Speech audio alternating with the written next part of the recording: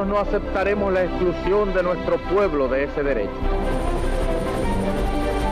Mr. Gorbachev, tear down this wall.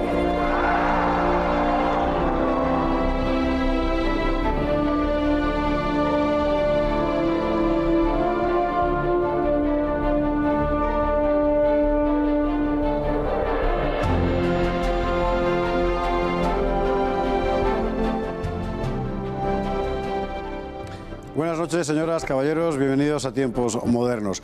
Hoy el nacionalismo vasco forma parte de la vida cotidiana de los españoles, sí, de los españoles desde hace 40 años, pero no existió siempre. De hecho, es algo que aparece muy a finales del siglo XIX. ¿Cómo nació el nacionalismo vasco? El otro día hablábamos del origen del nacionalismo catalán. Hoy hablaremos del nacionalismo vasco, que nació así. El nacionalismo vasco ha sido una de las fuerzas más determinantes en la política española desde 1977. Pero ¿cómo nació? ¿De dónde viene? Situémonos en 1876. La Primera República ha fracasado, devorada por su propio caos. La corona ha sido restaurada en la persona de Alfonso XII. La Tercera Guerra Carlista, especialmente intensa en el País Vasco y Navarra, se ha saldado con la derrota del pretendiente, Carlos VII. El principal cerebro político del momento, Cánovas del Castillo, edifica el nuevo régimen. Entre sus medidas de modernización decide abolir los fueros de las provincias vascongadas. En ese caldo de cultivo surgirá el nacionalismo. La abolición de los fueros formaba parte de la modernización del Estado, pero fue percibida desde el País Vasco como un castigo de Madrid. Durante el último tercio del siglo XIX, el País Vasco y sobre todo Vizcaya había conocido un rápido proceso de industrialización cuyas consecuencias inmediatas fueron la recepción de una inmigración masiva, la destrucción paulatina de las formas de vida rurales y el retroceso de las varias formas populares del euskera. La abolición de los fueros significaba además que las provincias vascas pasarían a regirse por el régimen provincial común. La conjunción de todos estos factores enciende la mecha de la protesta, y ahí aparece Sabino Arana, que el 6 de junio de 1893 expone su doctrina en el discurso de Larrazábal.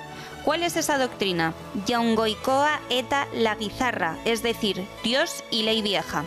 Y sobre esa base tradicionalista, Arana añade el tinte nacionalista. Euskadi, proclama, es la patria de los vascos. Arana enfoca el conflicto vasco-español como una guerra de religión donde la España liberal representa el mal, el pecado. Frente a eso imagina una Euskadi soberana que jamás existió en la realidad, pero que funciona como mito fundador. Y no dudará en utilizar argumentos de claro corte racista en su propio beneficio.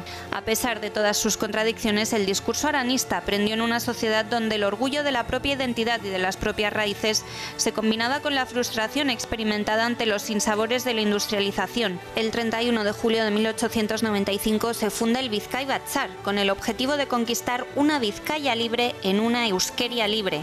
Nace así el Partido Nacionalista Vasco. Una Euskeria, que no una Euskal Herria, porque Sabino Arana al principio lo llamaba así. Rafa Núñez Huesca, muy buenas noches, ¿qué tal? Muy Bienvenido de nuevo a noches. Tiempos Modernos. Bien hallado. Hablábamos el otro día del nacionalismo catalán. El nacionalismo vasco surge un poco más tarde y además con un caldo de cultivo, digamos, menor, menos intensamente, cultivado, valga la redundancia, y sin embargo va a aprender con mucha rapidez.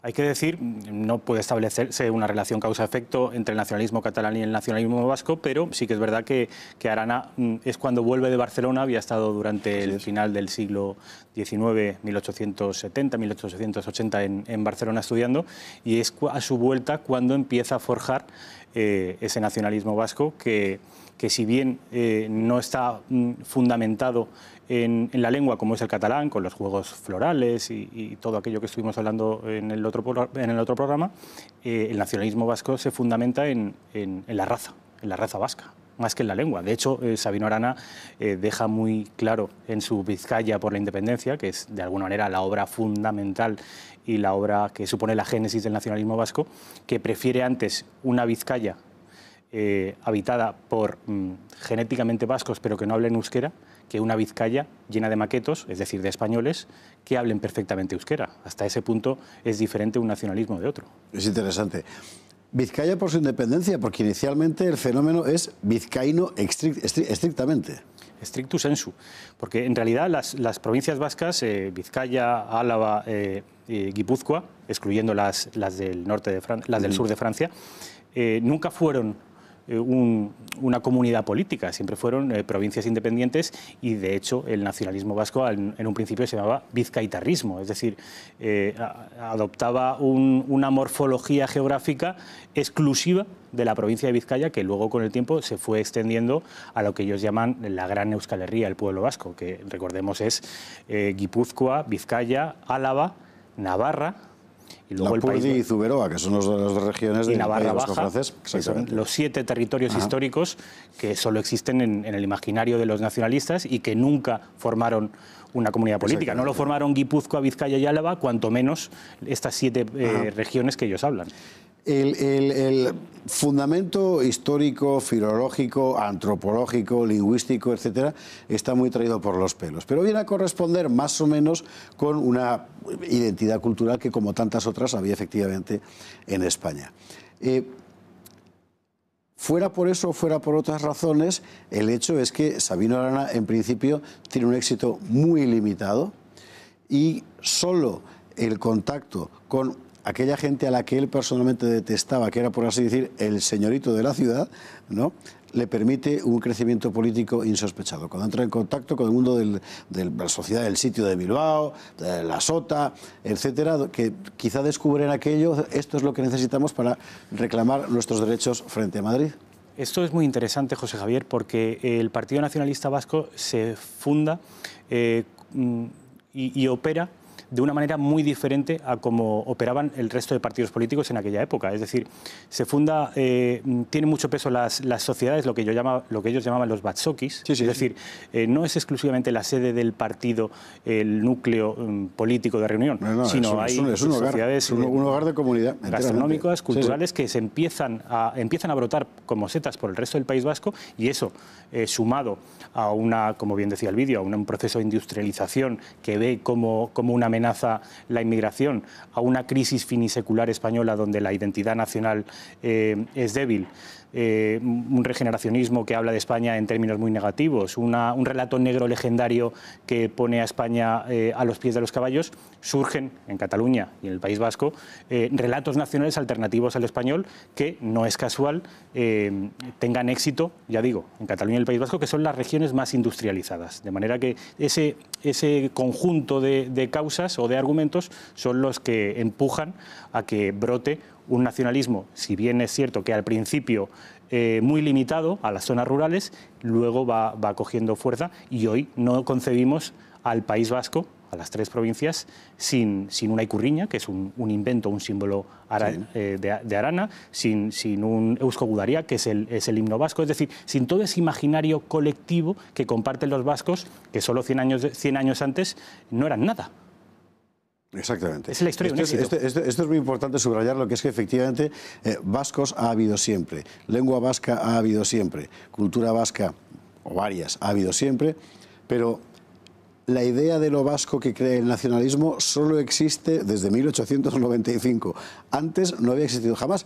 El euskera se reformula para que sea realmente una sola lengua, cuando en realidad eran varias. La ikurriña es un símbolo inventado de ex novo por Luis Arana, por el hermano que incluso cambia los nombres, y él se hace llamar Koldo, porque para no utilizar un nombre de origen demasiado identificado, hable con lo latino, Luis busca la fórmula germánica del clodoveo, clodovico, y de ahí sale el coldo, que es una cosa realmente alucinante. Neologismos que eran una barbaridad. Todo eso se crea ex novo y funciona.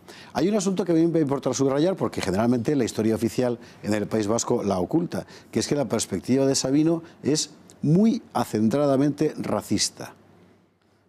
Esto efectivamente es algo que no se da en un principio, o al menos en la misma dimensión con el nacionalismo catalán, y sí se da influenciado por las ideas del nacionalismo romántico alemán en el País Vasco. El Volksgeist famoso, el espíritu del pueblo que impregna a lo vasco, pero que está adormecido, consecuencia de siglos de sometimiento a la identidad española, florece un domingo de resurrección, que es el Día de la Patria Vasca. Hay que recordar que el nacionalismo vasco está absolutamente empapado de catolicismo, al menos en aquella época, hoy ya no tanto, como sabemos, pero sí que es cierto que el relato racial es absolutamente, a ojos de un ciudadano del siglo XXI, es absolutamente enloquecido. El primer batzoki que se funda en el País Vasco es un batzoki que tiene su entrada restringida no solo a los vascos, sino a los vascos que tuvieran no uno ni dos, sino 4 apellidos vascos, como la película.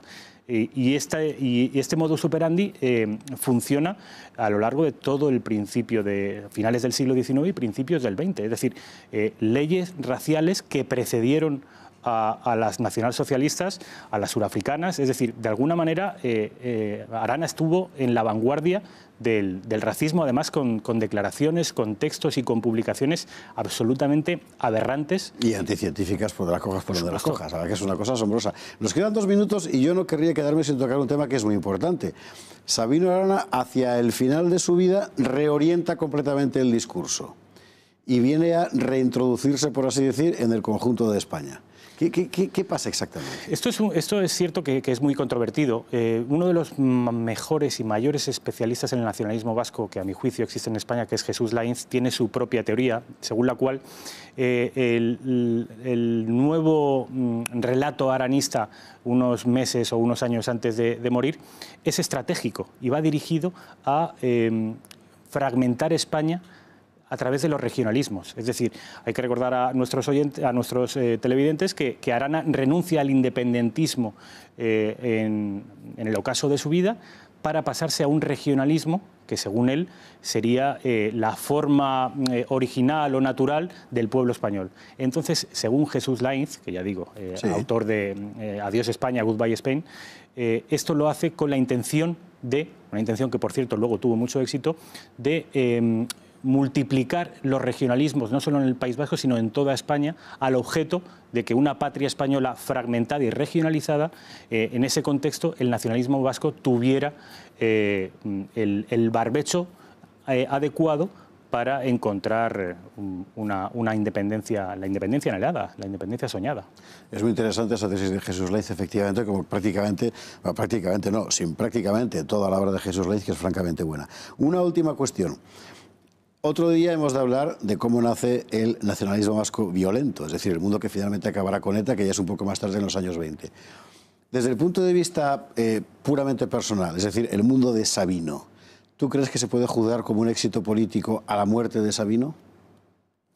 Yo creo que sí. Yo creo que a la muerte de Sabino el proceso estaba en marcha. Hay que recordar que el lehendakari Aguirre decía que el Partido Nacionalista Vasco era Euskadi en marcha. Pero a día de hoy el nacionalismo vasco ha tenido un éxito tremendo, hasta el punto de que no se entiende la sociedad vasca sin el nacionalismo vasco. La verdad es que sí. Rafael Núñez Bosca, muchísimas gracias. Gracias, José Javier. Lo cual significa que una nación efectivamente puede nacer si hay una conciencia de nación y otra puede morir, lo cual muchos españoles de hoy deberían aplicarse, por cierto. Pues no está escrito en ninguna parte que España vaya a existir siempre si los españoles renunciamos a que siga existiendo. Esta sería quizá la moraleja. Rafa, muchísimas gracias. Gracias. Y a ustedes muy buenas noches y mañana más aquí en Tiempos Modernos.